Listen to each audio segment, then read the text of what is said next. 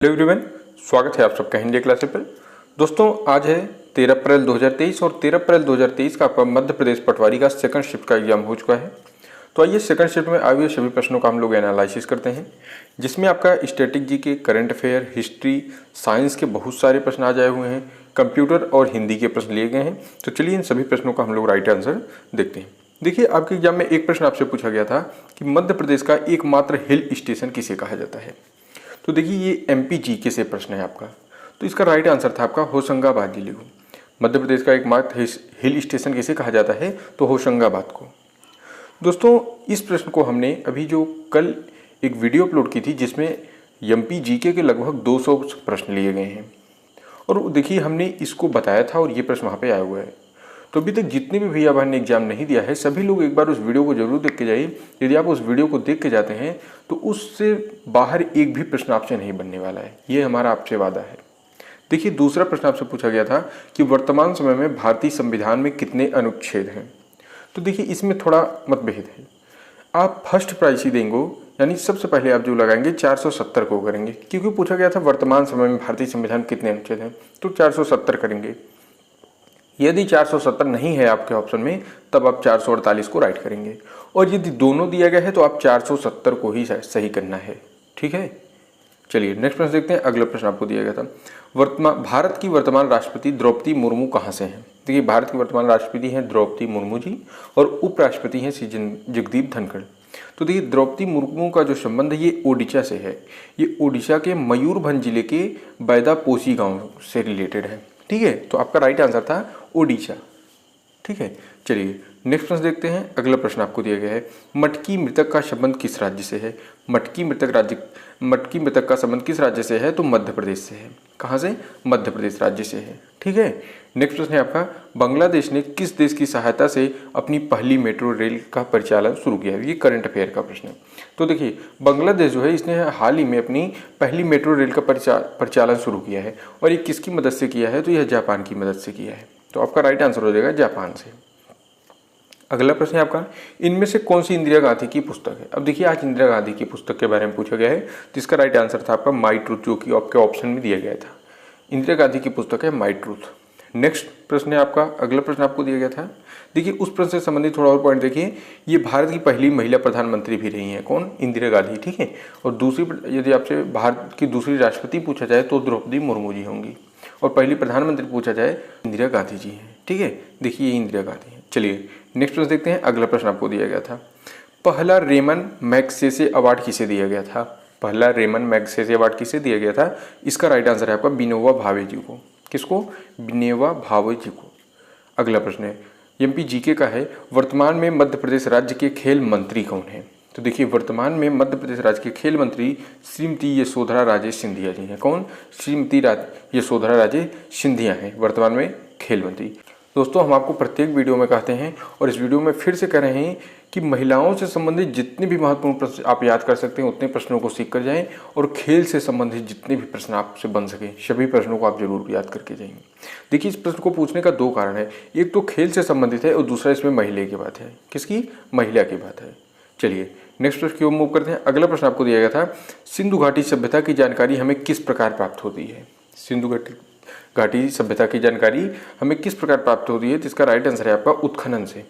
ठीक है, नेक्स्ट प्रश्न देखिए, साइंस का है। आपको दिया गया है, शैवाल तथा पौधों का हरा रंग क्यों रहता है। शैवाल तथा पौधों का हरा रंग क्यों होता है, तो क्लोरोफिल के कारण। किसके कारण, क्लोरोफिल के कारण, जो कि आपके ऑप्शन में दिया गया था, और यही राइट आंसर है। अगला प्रश्न है, सफेद फास्फोरस को किस में रखा जाता है। सफेद फास्फोरस को किस में रखा जाता है, तो इसका राइट आंसर है पानी में। सफेद फास्फोरस को पानी में रखा जाता है। और देखिए, फास्फोरस से संबंधित प्रतिदिन दोनों शिफ्टों में प्रश्न बन रहे हैं। कम से कम 6 से 7 बार तो ये प्रश्न बन चुका है कि माचिस के ऊपर कौन सा फास्फोरस लगा होता है, तो उसका राइट आंसर आपका था रेड फास्फोरस। अब पूछा जा रहा है कि सफेद फास्फोरस को किस में रखा जाता है, तो इसका राइट आंसर है पानी में।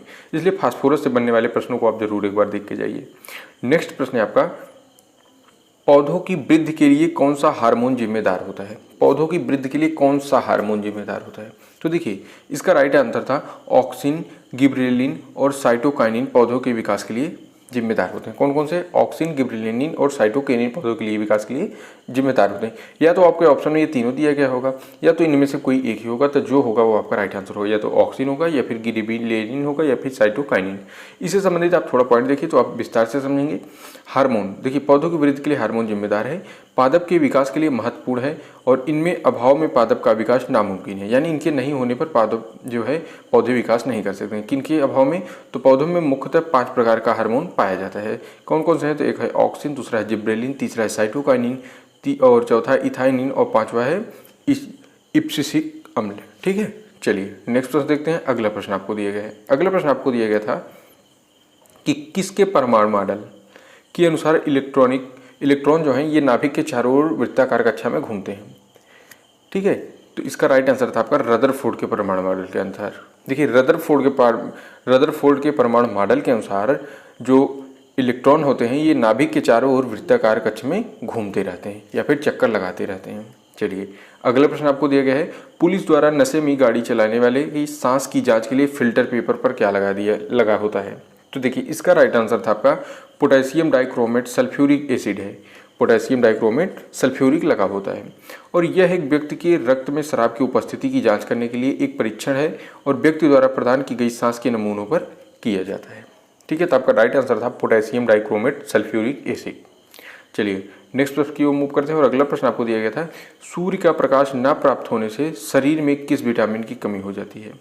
सूर्य का प्रकाश न प्राप्त होने से शरीर में किस विटामिन की कमी होती है? इसका राइट आंसर था आपका विटामिन डी की, जो आपके ऑप्शन में दिया गया था और यही राइट आंसर होगा। नेक्स्ट प्रश्न आपसे पूछा गया था, अस्थमा रोग किसकी वजह से होता है? तो देखिए अस्थमा रोग जो है ये वायु प्रदूषण की वजह से होता है, जो कि आपके ऑप्शन में दिया गया था और यही आपका राइट आंसर होगा। नेक्स्ट प्रश्न देखिए आपसे पूछा गया था, अगला प्रश्न था आपका, ऊपर जाने पर आरसीबी की संख्या घटती है या फिर बढ़ती है?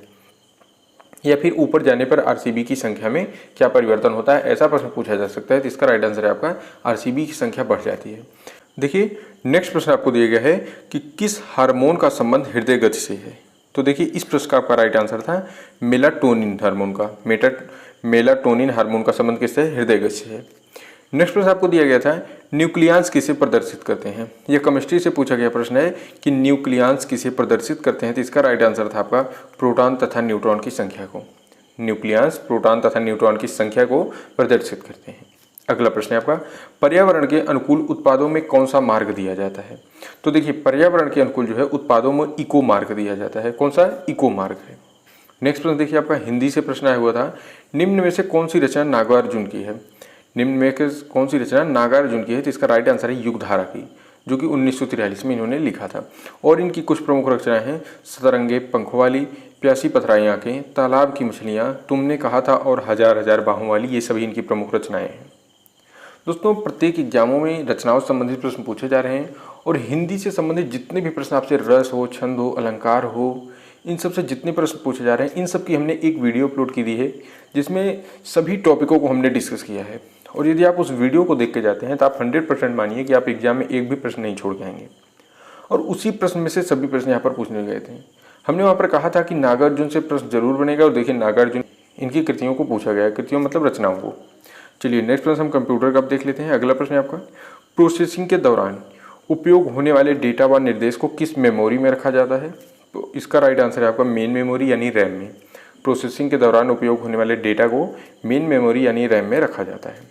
अगला प्रश्न, निम्न में से किसका उपयोग कंप्यूटर में डेटा इनपुट के लिए किया जाता है? देखिए दो होता है, एक इनपुट एक आउटपुट। तो इनमें इनपुट पूछा गया था, तो कंप्यूटर में डेटा इनपुट के लिए स्पीकर का उपयोग किया जाता है। नेक्स्ट प्रश्न है आपका, अगला प्रश्न आपको दिया गया था कि पावर पॉइंट में एक के बाद सभी स्लाइड देखने के लिए किस शॉर्टकट की का उपयोग करते हैं? तो F5 का उपयोग शुरुआत से एक प्रश्न देखने के लिए किया जाता है, यानी किसी शुरुआत से किसी चीज़ को देखने के लिए F5 शॉर्टकट की का प्रयोग किया जाता है। तो दोस्तों हमको जितना भी प्रश्न आज इस टिप से मिल सका था हमने सभी प्रश्नों का एनालिसिस कराया है। यदि हमारे द्वारा बताया गया कोई भी प्रश्न गलत होता है तो उसका राइट प्रश्न आप हमको जरूर कमेंट बॉक्स में बताएं, जिससे कि उसका राइट आंसर बताया जा सके। और मिलते हैं हम आपको एक नेक्स्ट वीडियो में एक नए टॉपिक के साथ। तब तक के लिए जय हिंद, जय भारत।